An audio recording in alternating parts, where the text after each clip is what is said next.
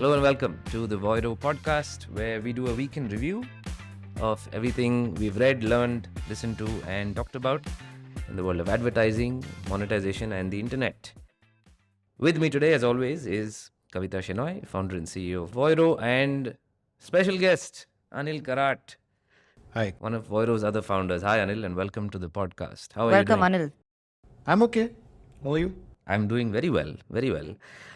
One of the reasons we've brought Anil in is today is our 8th anniversary as a company. So congratulations, and it's a very special day for everyone at Voiro.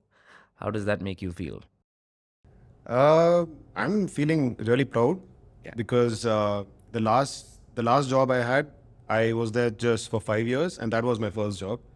So 8 years is a long time. I mean, when we were in Yahoo, I used to look upon people who had 8 years of experience as Old people. Not old people, but I used to really look up to them, and I still look up to those people. So it's a great place to be.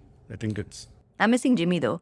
Yeah, Jimmy unfortunately is out sick today, but we will have him join us again on next week's podcast episode. So, given this is season 2 and everything is bigger and brighter and better on the Voiro pod, we have moved formats around, as you know, and this season we are going to pick a topic and go a little deeper in every episode. And today's topic, for symbolic reasons as well as significant reasons, is YouTube. A lot of people don't know this, but when Voiro first started out, we were very interested in exploring everything to do with how content creators made money, regardless of what type of creators they were. Individual creators, hobbyists, media companies, professional creators. And we spent a lot of time in our early years trying to figure out how creators can get the most out of YouTube. And Kavita used to work with YouTube for 7 years before she started Voiro. And so today's topic is YouTube. For a combination of reasons, YouTube has been in the news lately, and I wanted to go around the table and hear your take on where you think YouTube stands compared to every other story of the times. We talk about streaming, we talk about CTV, we talk about FAST, we talk about where ad spend is going, we talk about retail media. I want to know what you think about where YouTube stands given all the trends that the advertising industry is seeing today. So let's start with you, Anil. What's your take on the tube, as they say? Yeah. Well, I think you all know that I'm a big fan of YouTube. Oh, really? Yeah. And not from a user standpoint. I really admire the technology behind it. And I think from day zero, when YouTube was popular, right, it was always the standard in terms of technology. They always had a very robust technology. They were able to support all kinds of scale, conduct live events, and deliver content at very, very high quality. Like YouTube does 8K videos streaming online. That is no joke. So with that kind of a technology backing, I think they have done a fabulous job. And even today, there is no other popular platform for long form content for regular creators, which is as popular as YouTube.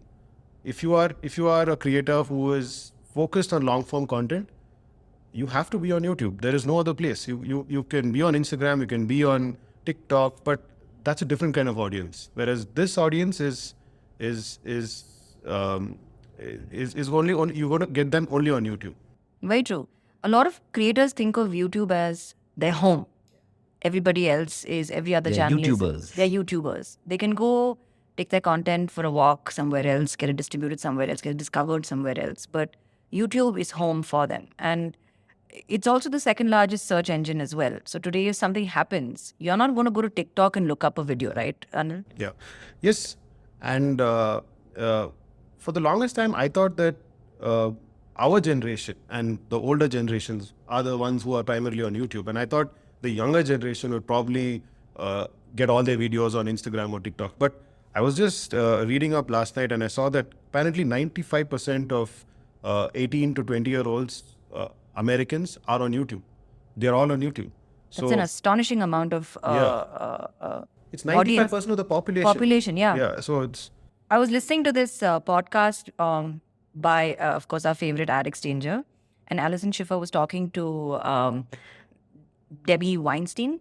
She's the YouTube She's a senior VP. executive at YouTube. Yeah. So this year, so every year in the US, they have new fronts and they have upfronts where they parade all their programming and they get advertisers to place money up front on advertising. Yeah. All the ad execs. Yeah. Yeah. So this time around, what they did was they did their show, they did their brand cast in new fronts, and they did it in upfronts. And upfronts is usually something that is reserved specifically only for broadcasters. And they did their showing on the same day as Disney. And so it was quite a message that they were sending to the industry as well, saying, 50% of ad-supported video, regardless of where it's playing, whether it's playing on your website, whether it's playing natively on YouTube, but 50% of ad-supported video is from YouTube. So 95% of the population is on YouTube, 50% of ad-supported video is on YouTube. It's a no-brainer for anybody to actually put their money behind YouTube in terms of advertising. So to your question, which, you gave us a little bit earlier, which, are they a quiet performer? Are they surging ahead? Or are they fading away? And to Anil's point, where he said that, it's no joke to be able to stream an 8K video, and the kind of time that they have spent, I think they're in a world of their own.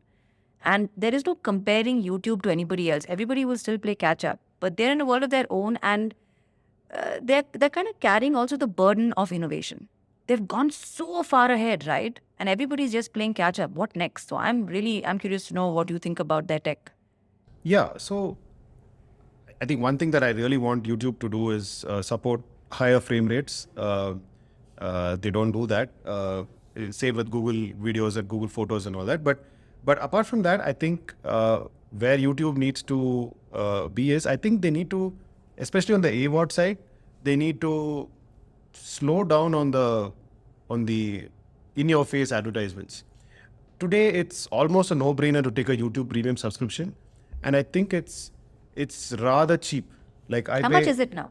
I pay 190 rupees for a 1-month subscription for 5 family members, including YouTube Music. Is it only an India thing? How much is 190 rupees in the USD? If I'm not mistaken, it's about $2.50. But if I'm not mistaken, the US price point is about $10. Okay.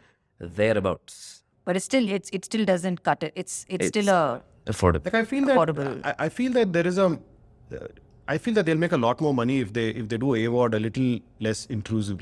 Yeah. So if you look at the number of users and the amount of money that they're making through advertising, I think they can make a lot more if you compare other similar platforms. That's where I would think that YouTube would go towards. And of course, they're constantly innovating. Like 2 things which, one is of course YouTube Shorts, which is again in your face. Like you open the app and there's YouTube Shorts, and YouTube TV. I think that's something that you will really appreciate, Kavita, because you are a CTV fan, and this is really catching up. And apparently YouTube TV has very few restrictions. You get pretty much all the channels in the US. It's very US specific right now, but you get almost all the channels. So if you are in the US, I'm sure you'll be on YouTube TV. And Anil has been on this podcast for a few minutes, already sizing us up. Yeah, I know. No, but I am really curious about the CTV business, and I'm quite a fan of all the content that's coming out. One of the things, even on this particular podcast for Ad Exchanger that Debbie speaks about, is that YouTube is one of the only businesses that can offer other businesses outcomes at scale. So that's something that it's like a one-stop shop. If I get 50% of ad-supported, videos on YouTube, why would I go anywhere else, or why should I go anywhere else? But there is a growing sentiment amongst a lot of businesses that they don't want to over-index on Google as well, and they can look to be able to diversify where they place their bets, both for traffic as well as to make their content discoverable and things like that. I think the upfronts are a very interesting play. Of course, the tongue-in-cheek thing that YouTube did was do it on the same day as Disney, but brand cast has always been around, and must be very familiar for you. But the upfronts have always been very different from the new fronts. Because while it is technically the same concept, you're trying to get as much money locked in from advertisers, you're trying to schmooze them, you're trying to give them better deals, you're trying to make deals as early in the year as possible with the advertiser market. Upfronts have always been around one thing and one thing only, which is I will do this on the back of showing you upcoming programming. A user-generated content platform has no concept of upcoming programming. I mean, they might have a little bit here and say, look at what we're doing with originals and this and that. But even that, as far as I know, is not that big a business for YouTube. So it's interesting because on the one hand, they are timing it along with the upfronts, trying to attract money from the same advertiser wallet, but they're not doing the same thing. They're showcasing creators. Lizzo headlined YouTube's upfronts this year. Justin Bieber was a YouTube star at the age of 12 before he became what he is today. And so their platform is built on a paradigm shift in what advertisers look for. And that points to the same thing, which is the fact that they deliver business results at scale. Two, if you look at who is on YouTube, every one of these competitors is also active on YouTube.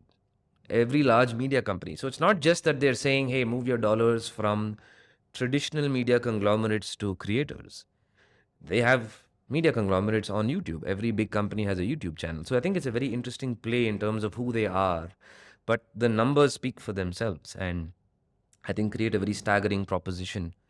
They did get into original content at some point, right? They did. I remember. They still do. I think they're pulling out now. I remember reading some press release by Robert Kinsel that says we're going to pull out of original content and focus more on the core of what YouTube's all about. At the core of it, YouTube, like you keep saying, right? It's a tech play. It's the most cutting edge tech in video delivery that we have today at scale that we all use as consumers and we take for granted.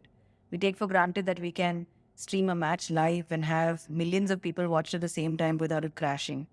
We also take it for granted that you can put up a video of this podcast and have somebody from a different geography pick it up and view it. Or you want to monetize it and it's at a click of a button. All of these things were unimaginably difficult at some point. Now it's just become de rigueur. Yeah. Something that you can just do. I remember back in 2014 when we first started Voiro, Anil was telling me about how he's just so fascinated that YouTube works. He said it just works. I mean, if you look at the volume of content being uploaded every second, as well as the fact that even 8K videos can... I remember every single time I went to an Apple store, I would open YouTube and just look for 8K videos and then try and watch it on every device while I was there to just see what it looked like on every one of their screens. One of the reasons YouTube made its way to this podcast and the fact that it's been in our airwaves for the last few weeks is, one, we all listened to Debbie Weinstein's Ad Exchanger podcast episode where she said, say what you will about the rest of the industry, but consumers are choosing with their time, which clearly has become the most precious commodity, even though it's available in an almost infinite... Attention equals money. Attention equals money. Two, there was a report last week from Nielsen which talked about how in July, streaming minutes overtook cable TV or pay TV for the first time ever. And we're going to talk about that towards the end of this podcast. But if you look at what's happening within streaming, YouTube is hot on Netflix's tail.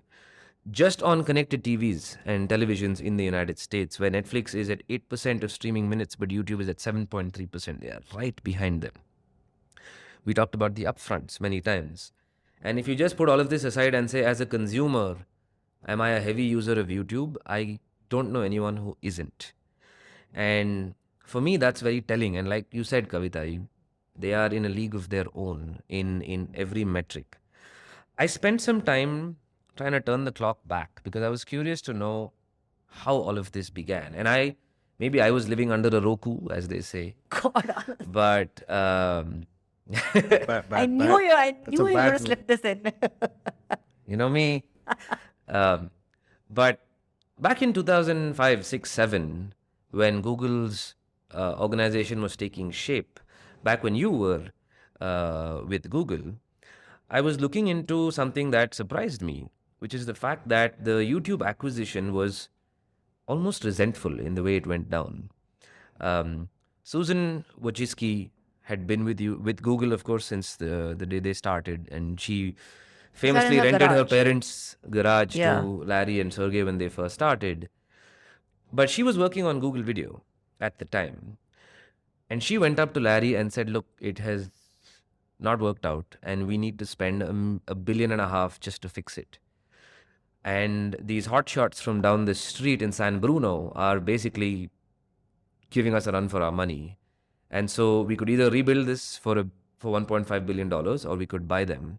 And so they went and bought YouTube because they were upset that this hotshot company down the street and this group of upstarts was basically beating Google Video hands down. And so they went and paid $1.6 billion to acquire YouTube, which is today worth tens of billions of dollars in valuation. And of course, we'll never know because of the way the company is structured. But last year, they did $28 billion in revenue. Everyone talks about how one of the most significant acquisitions in the history of big tech has been Facebook and Instagram. But I would argue that Google and YouTube is right up there. But there's another thing that was taking place at the same time, which is the fact that this was around the same period when Google was doggedly open about its ecosystem. And Peter Kafka's series in Land of the Giants, which is a very interesting podcast that I recently uncovered, talks about this in a lot more detail.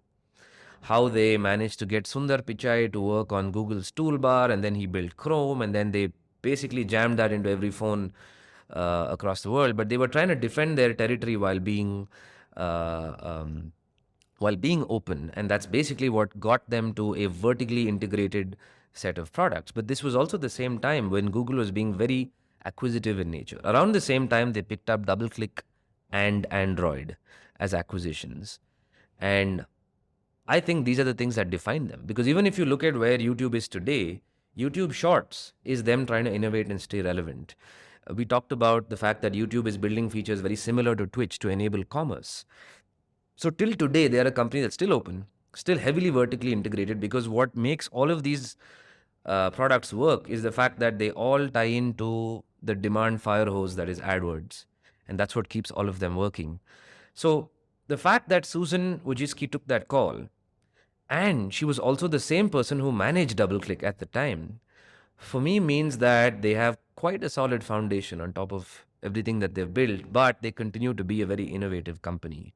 So I thought that this ecosystem approach, which I know you were talking about recently on our Slack channel when it comes to retail, is something that has really set them apart. And this constant belief that taking that approach will make all of their products work really well and scale exponentially, which is what it has. Yeah, so most companies today, are buying other companies up to kind of ring fence themselves around the user. Back when, if you talk to anybody about advertising, you talk about the 360 degrees of advertising, right? And I remember when I first started out in advertising, I had this one creative director who said, if we could put an advertisement at the foot of somebody's bed, we would do it, right? So they want to have a user interact with a brand at every step of their day, whether they left the house, with billboards, on their phones, on radio, wherever. But if you start looking at the way we are today, and this goes back to my favorite new word of asynchronous work, I think our lives are also asynchronous, and we don't do the same things at the same time as everybody else. And so we've all built a little island for ourselves, including if you look at your social circle now post-pandemic, it's become really tiny. You don't want to spend time with people who, you don't have a relationship with, you don't want to build anything new. You're kind of keeping to a circle of friends and society that you have carefully kind of cultivated. And I think we're also carefully cultivating what gets in and out of that island of ours. So what brands are now doing is that they're trying to create an ecosystem through their ownership that can surround a user. So Samsung is buying up a whole bunch of stuff in and around your house, from a TV to your fridge to your phone. You have Amazon that's buying everything from an iRobot to having a device like Alexa in your house and making sure that they are keeping you constantly, I don't want to use the word surveilled, but at least constantly connected to them. Right? And then these ecosystems now are moving into being networks. And that brings us to that retail media landscape. What was it called? Yeah, so moving on to what we read this week and our week in review segment, Along with, of course, all the talk about YouTube and the fact that YouTube is today a combination of many stories. There's a tech story, there's a retail story, there's an acquisition story, there is a product that became socially relevant and therefore also went down the route of recommendation engines being questioned for being biased. YouTube has seen everything. But the ecosystem approach is something that I think is what stands out as something that really made it work. And this week, Kavita was talking about retail media, and she had shared an eMarketer report on the retail media ad spending forecast, where they were talking about where spending is going, how resistant will retail media be to macroeconomic turbulence, and the fact that there are market players now that are emerging thanks to partnerships, thanks to acquisitions. So where do you think retail media is going on the back of that report? I know, Anil, I want Anil to say something about this because we were both like squinting over these graphs, and I was like, I should have spent more attention in school listening to what is happening in math. But it is a little confusing. You wanna shed some light on what you thought of the report? Yeah, that report was confusing because of the pandemic, because there was a dip because of the pandemic, and there was a sudden increase post that. So it does look like as if there's a huge change between 2019 and 2020, but the overall trajectory is moving upwards. It's moving upwards, and the other trajectory, the percentage of the spend from digital is almost doubling. I think from 10 to 20%. I think for one of them. So those are the trends that concern us. That the overall spend on advertising is increasing, and the percentage of that's going to be on digital is increasing a lot more. So these are the two trends that are really significant in that. Yeah. There is this thing about momentum, right? And unless there is like an external push of some kind, that momentum is not going to really change, and it'll keep going in the same way it was meant to go. And I feel like the last 2 years with the pandemic was that what this particular report calls a perfect storm for retail media networks, where it gave people no option. People had to go to the retail media networks and do stuff. And so therefore it became something that everybody really adopted overnight. And the other school of thought is that even though we are looking at a recession or no recession or just confusion in the economic, in various economic markets, where advertising money will actually go towards is bottom of the funnel. And retail media networks, people who are there on a retailer site, have high intent. They already know what they want to buy, and they're there looking around. And so they're a click away from actually filling up their cart and checking it out. So one of the things that struck me about this report is there's no new information here, right? We all know this. But the fact that we keep, there was this adage earlier that says every company is a data company. Then we said, every company is a media company. Now it seems like every company is a media network, because everybody is like aggregating their audiences and saying, I have a network. And I was reading that there's this beauty network by Ulta, right? Ulta Beauty. And they have debuted their retail media network as well. So has, very storied Marriott International has debuted their media network also. Travel media network. Yeah. So everybody is forming a network. So now it's gone back to, now there are islands, and now you can visit other people's islands as well. So. I used the island analogy a few episodes ago. Everyone rolled their eyes. Just wanted to point that out. Hey, but that's the reason why I like YouTube, because it's one of those places where, the true idea of the internet still exists, where you have creators who can just go and upload the islands are there, but they're not that big. Yeah. That I think that's one of Google's core strengths, and they've kept to it. That's another reason why I love YouTube, because it's not a place where it's only planned content. It's like individual creators. So that's another reason why I like YouTube. Yeah. I still heavily use YouTube's tools. Like I make playlists for themselves. I use Watch Later or Not every weekend. A playlist, by the way, is a pop-up channel. You can make a playlist with various types of content of the same genre. Then just sit back and then watch it on your TV, and it becomes a pop-up channel. Yeah. Hey, man, come on. This is a CTV pitch. Everything is CTV. everything is CTV. Everything is CTV. In other news, First Party Capital's newsletter this week had an interesting story about how in the last 12 months there have been $1,200 million or higher exits in ad tech, or what they call mad tech, outside of the United States. So this is part of a broader narrative that they have been talking about for months now, which is the fact that ad tech outside of the United States is ignored market when it comes to mainstream media and the narrative, but it's very large in terms of value and also in terms of the definition of CTV, which of course they've always been talking about. I tried to pick out who these 12 companies are, and I found some interesting themes that maybe tell us a little bit about where innovation is going, based on where capital is being distributed. Some of the themes that stood out to me are programmatic, of course, e-commerce and tech that's going to drive e-commerce, digital shelf visibility, as well as retail media networks. Marketplaces that focus on native content, which is something that we've talked about a lot. I know a few episodes ago I asked a broad question, which is I don't know the meaning of TV anymore. The definition of an ad itself has changed. I don't know what the meaning of an ad. Everything is an ad now. But there is tech that's being acquired and pushed when it comes to marketplaces or trading platforms specifically for native content. Performance marketing. We talked about how when there is any turbulence in the economy, marketers may not drop their ad spend, but they will definitely look to get a lot more out of their spend, which means they're going to look for ways to get to ads that are more performant in nature, which is why retail medias are so big. Measurement, attribution, gaming and gaming technology, contextual advertising.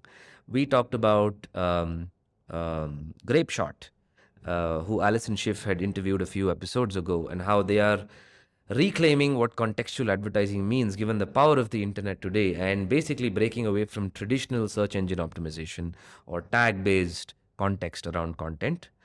Data clean rooms and creative management. So I love the fact that this industry is innovating so hard that there are exits north of $100 million in things that a few years ago might have been considered new.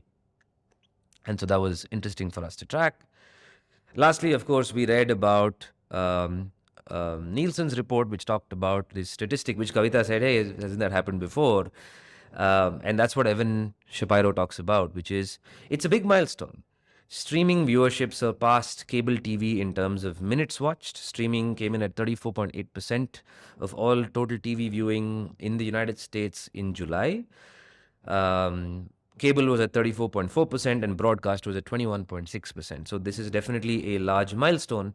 Seems to have been driven by a couple of things. One is the fact that there are a couple of very big releases that took place. Stranger Things dropped and was massive in terms of viewership in the month of July. And this month, we're also looking at House of the Dragon and Rings of Power, which I know a lot of people in my circles have been waiting for. One is HBO, one is Prime. One is Prime. And so this should still keep it going. It's very interesting to note that they are releasing at the same time. I'm pretty sure that was a conscious decision.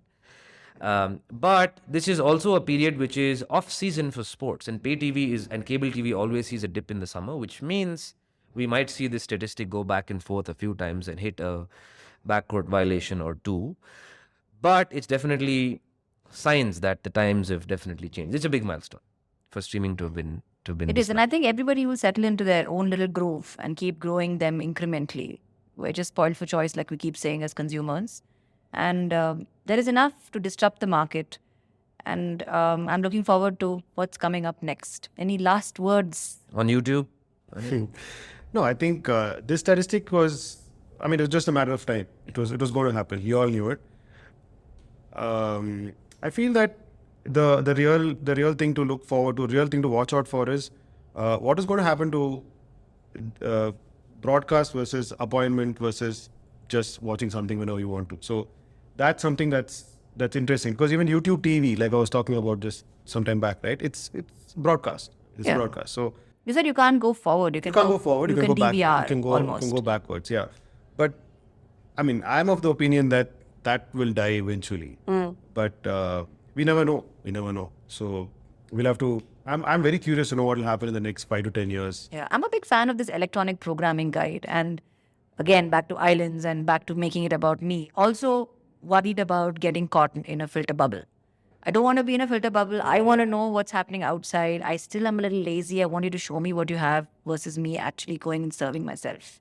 I actually don't think it's laziness. I think there are times when we want a lean back experience, and there are times when we are looking for something specific. I know, for instance, that I have lined up this weekend Only Murderers in the Building, which I loved season 1 and I'm going to watch season 2. You're going to watch season 2 once and for all? You haven't finished it? No, I haven't. I haven't Oh, started man. season 2. I'm I currently finished it this watching. Tuesday. I'm currently watching We Crashed. Oh, God. It's blowing my mind. I've lived under a Roku and didn't watch it all this while. I'm going to use it all the time, Anil. All the time. Yeah, I think it's. Yeah.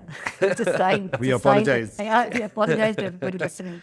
But I think there are times when we all want that lean back experience. There are times of the day, times of the week when I just want to sit back and throw something on and let me see what's going on. So I don't think it's laziness. I just think that the internet today has enabled all types of experiences, and every experience has an option to be sustainable from a business standpoint. And that's exciting, as always. There are times when I want to do it. There are times when I want to look for something specific and watch it. There are times I literally flip on YouTube and look at that homepage and see what it's throwing at me. It might give me I just have late Trevor night. Noah's- I just have Trevor SNL Noah's latest and late episode. night shows, and I just go down a rabbit hole. There's That's the YouTube rabbit hole is. It's a real thing. Yeah, it's a real. It's a real thing. I like it. Yeah, but I think they should have some button that's like that. There's some kind of like something like in the Inception or whatever, like to say you are in a rabbit hole. Get out now, because you can get in there and you will be 90 minutes in and you're like, what do I do with my life? Just watched I think it's a positive thing. snippets after I snippets. like these YouTube rabbit holes. Okay then. All right, so that brings us to the end of this week's episode. Anil, thank you so much. Thank I you, like guys. your passion for YouTube. YouTube. And I like the fact that you say, I love YouTube. Yeah, and you have labeled Kavita as a CTV person. Yes, I'll take it.